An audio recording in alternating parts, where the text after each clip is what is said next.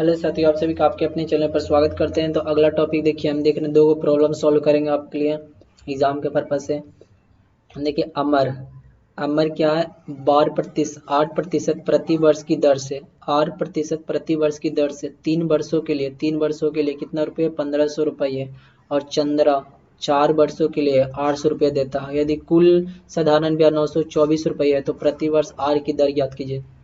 हम दो तरीका से इसको बना सकते हैं, तो बेसिक या तो बाई ऑप्शन भी उठा सकते हैं।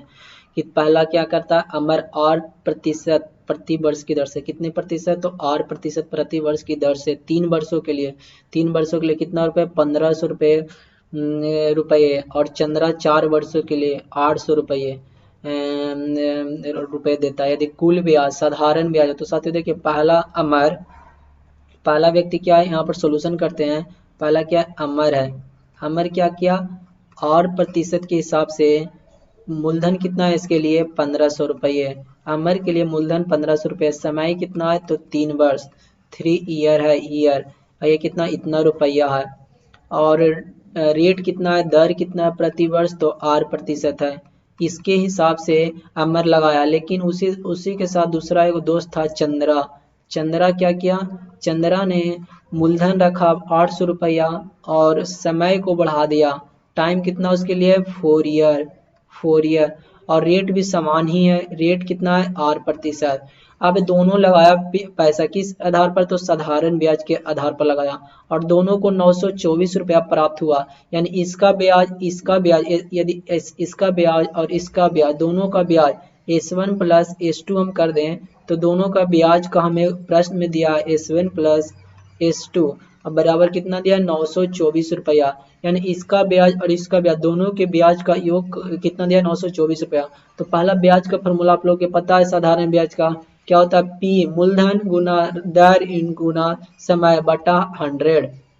तो यहाँ पर पहला के लिए यदि अमर के लिए लगाते हैं तो मूलधन कितना है साथियों, 1500 रुपया।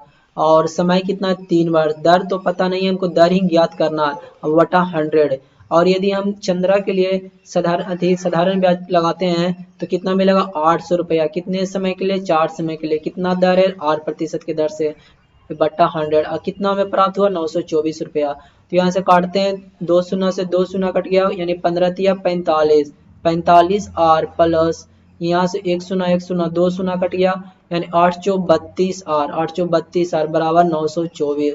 इसको ऐड करते हैं तो कितना होगा साथियों, 50, 40 30 70, 40 30 70, 8 77, 77 आर बराबर 924।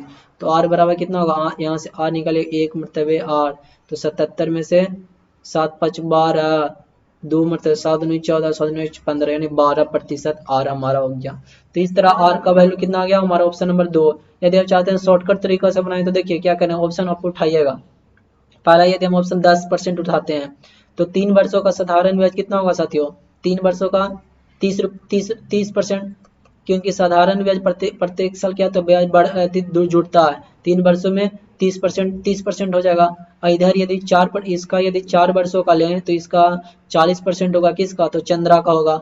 अब देखिए 30% ब्याज इसको मिला, 40% इसको ब्याज मिला, तो 1500 का 30% निकालते हैं। तो 1500 का 30% कितना है साथियों, 15 45, 450 रुपया ब्याज आया इसका।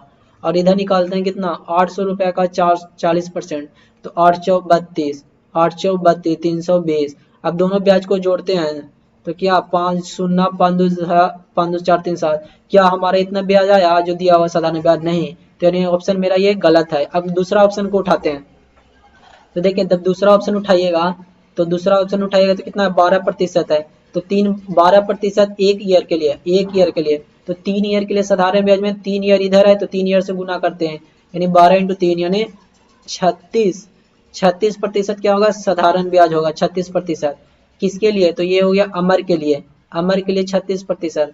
तो इसके लिए कितना होगा, चंद्रा के लिए, तो इसका कितना, एक वर्ष में, यदि एक वर्ष में 12%, तो हम आपसे 4 वर्ष में पूछे हैं तो कितना होगा, 4 वर्ष में 12 चौक 48%।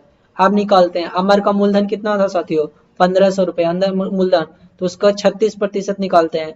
तो 15 को 36 से गुना करते हैं, देखिए 15 को 36 से गुना किए हैं तो 15 छक्का 90 या 15 तिया 45, यानी कितना आया 9.14 4 5, यानी 540 रुपया अमर को प्राप्त हुआ। तो इसका ब्याज कितना प्राप्त हुआ, इसका ब्याज निकालते हैं। देखिए ये कितना लगा 800 रुपया, और टोटल ब्याज का प्रतिशत 4 वर्ष में 48%, गुना करते हैं 48 को 8 से गुना करते हैं तो 8 8 64, 8 32 6 38। अब दोनों को जोड़ते हैं कि हमारा ब्याज उतना है कि नहीं, तो 540 अमर का ब्याज और चंद्रा का ब्याज 384, तो 4 8 4 12 5 3 8 1 9, यानी हमारा 12% अज्यूम किया हुआ आंसर सही है।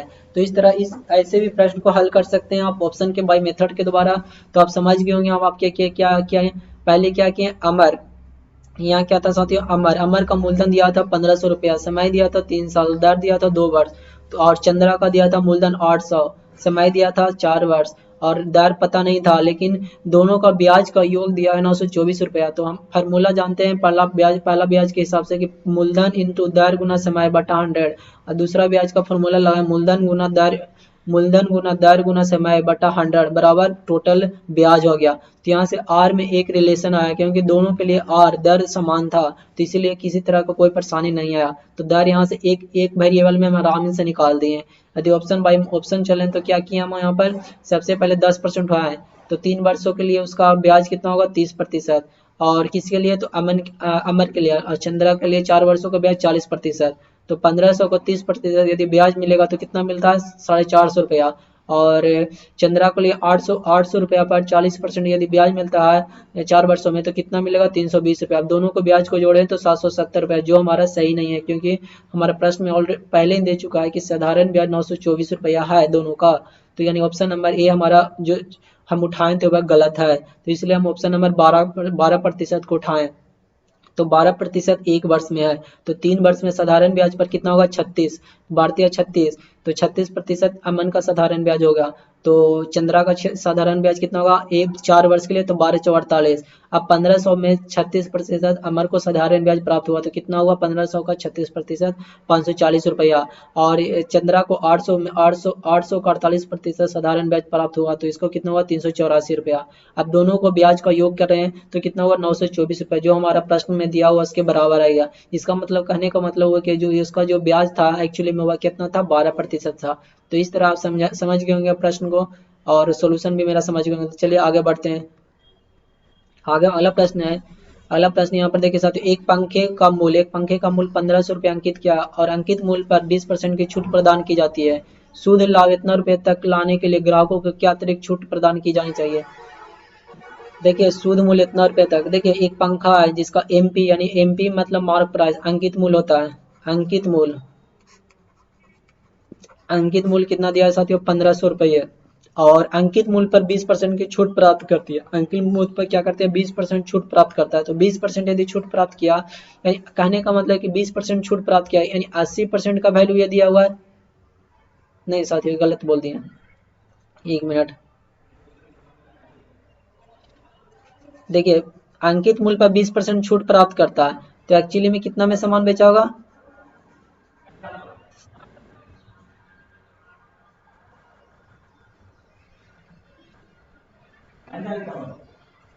एक्चुअल में कितना में सामान बेचा होगा, इसको हम देखते हैं।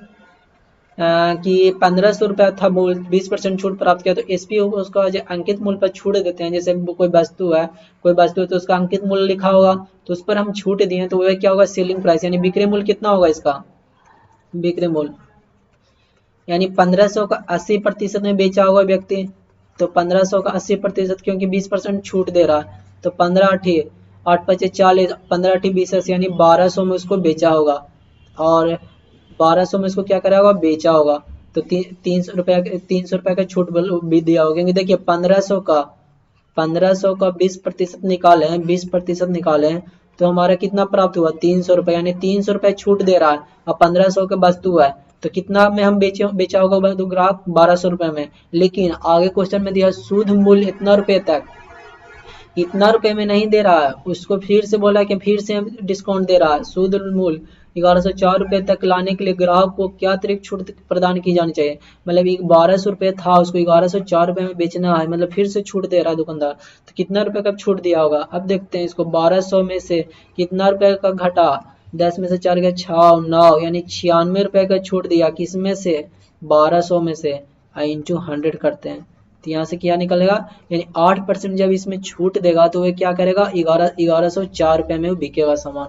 तो यहाँ से आप समझ गए होंगे। जैसे देखिए अंकित मूल्य दिया था साथियों, अंकित मूल्य दिया था 1500, लेकिन बोला कि उसमें अंकित मूल्य 20% की छूट दिया, तो 20% की छूट दिया तो 20 कितना छूट दिया यदि पूछे आपसे, तो 300 रुपया, 1500 का 20% निकाले तो 300 रुपया छूट दिया, यानी सामान था अंकित मूल्य था 1500 और तो इसको बेचा हुआ कितना 1200 में, लेकिन उसने फिर एक और छूट दिया, बोला कि छूट हमको ज्ञात करना है कि उसको 1104 रुपये में बेचना है, तो 1104 में बेचना है, 1200 का सामान 1104 में, तो कितना का छूट दे रहा है, 96 रुपये का, कितना पर 1200 पर, इंटू 100 कर देंगे, तो यहाँ पर 8% का हमको क्या हो गया, हमको छूट चाहिए, तब हम 1104 रुपये में सामान को खरीद सकते हैं।